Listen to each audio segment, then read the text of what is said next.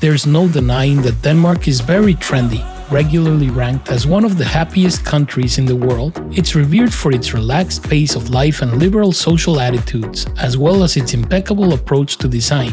At the heart of Danish culture is the country's capital, Copenhagen, which, while not a very large capital, punches way above its weight in terms of culture, history and charm. Despite being compact, there's plenty to see and do in Denmark's capital. In this video, we give you 13 reasons why you should make Copenhagen a must-see stop on your next getaway to Northern Europe.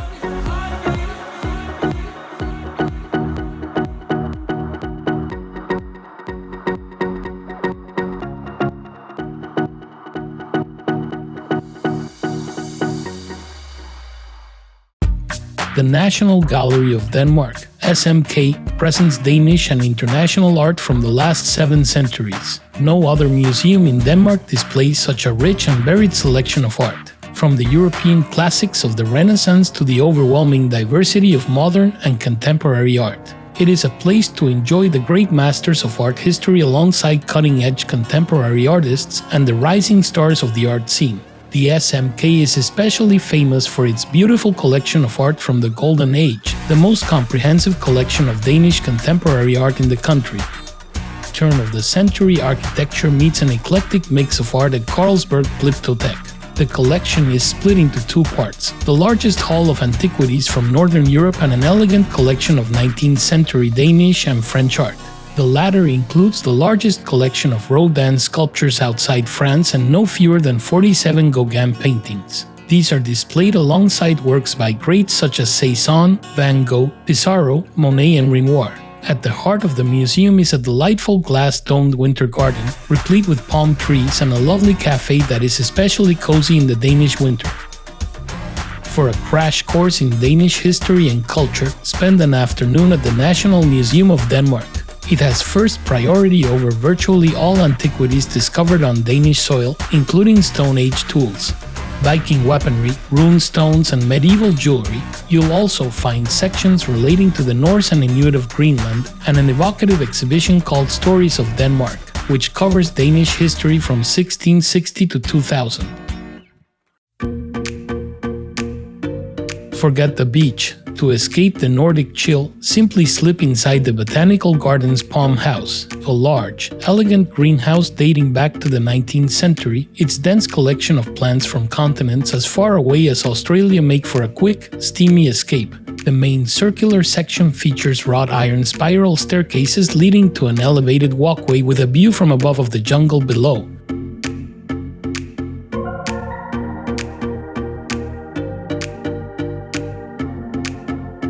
Denmark's gigantic opera house sits in Copenhagen's harbour, just across from Amalienborg. Completed in 2005 and adorned with limestone, marble and gold leaf, the Henning Larsen designed building spans 4,100 square meters and includes 1,000 rooms. It is also one of the most expensive opera houses ever built, costing 1 billion euros. The foyer houses glass sculptures by eminent Icelandic artist Olafur Eliasson.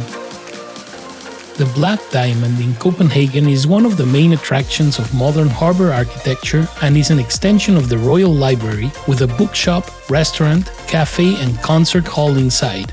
Designed by architect Schmidt Hammer Lassen, the building was completed in 1999 and is nicknamed the Black Diamond for its shiny, irregular facets on the outside that reflect the sea and sky. The atrium connects the city to the sea outside, as well as to the old and new library buildings, and as you enter and ascend to the reading rooms on the first floor, you can clearly see the harbour through large glass windows. The Marble Church is the most impressive church in the city. With its characteristic green copper dome, is beautifully positioned between Amalienborg Palace and the Opera House in the elegant Frederiksstaden area of central Copenhagen. The story behind the Marble Church is interesting. For one thing, it is not made of marble, although that was the original plan. Amalienborg is located in the center of the Frederiksstaden district and is made up of 4 buildings facing a central square, dominated by the impressive dome of the Marble Church. Inside the palace there is a museum focusing on kings and queens from the 19th century to the present day and a large collection of Faberge eggs. Like a fairy tale castle, Rosenborg is the perfect example of one. Built in Renaissance style between 1606 and 1633 by King Christian IV as a summer home, it was converted into a grand museum by the royal household in 1830. Its 24 upper rooms are arranged chronologically and house furnishings and portraits of every monarch from Christian IV to Frederick VII. The place on the typical Copenhagen postcard is precisely Nyhavn. Brightly colored 18th century houses lined up along the canal quay, boats moored or sailing with intense orderly movement, and cafes on the quayside. The canal was built to connect Copenhagen's Nørrebro with the port, and was for a long time a place frequented by sailors, artists, and writers such as Hans Christian Andersen. It is there where you will find the very famous sculpture of the Little Mermaid from the story of the renowned writer. There is nothing like spending a few hours admiring the place and tasting the delicious food that Copenhagen offers, as well as beers for all tastes. When you visit Copenhagen, you'll have the chance to become a beer expert. But Copenhagen is also a destination with one of the best food offerings in the world. For more than a decade, the Danish capital has had at least 15 Michelin-starred restaurants spread across the city. These restaurants have created a trend of places serving pure organic produce from their own greenhouses, gardens, and farms. Notable among them are Tivoli Garden, Noma, awarded the best restaurant in the world in 2021, Geranio and King. Scattered across lush forests, meadows, and calm waters in Copenhagen's suburbs, you'll meet the tall, very peculiar-looking wooden sculptures that are quite far from the typical tourist attraction.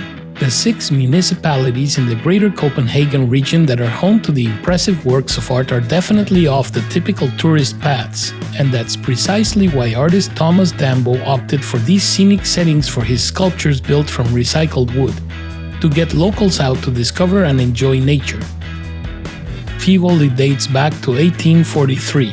It is a large amusement park with rides, carnival games, open-air shows, and a fireworks display on Saturday nights. Tivoli is most romantic after dark when all the lights come on and cultural activities take place. Tivoli's entertainment venues include the open-air pantomime theater and the Grand Concert Hall, where symphony orchestras, ballet companies from around the world, and popular musicians perform.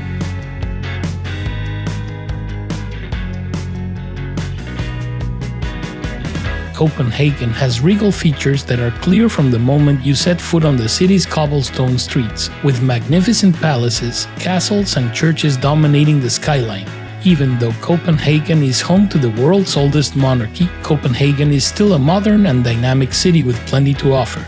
World-class restaurants, trendy nightlife, luxurious shops and boutiques to stunning parks, urban beaches and cozy cafes. The Danes may be blunt and their humor dry, but they know better than many how to enjoy the finer things in life. After all, hygge is the Danish lifestyle trend that translates as freedom in a sense of warmth and comfort.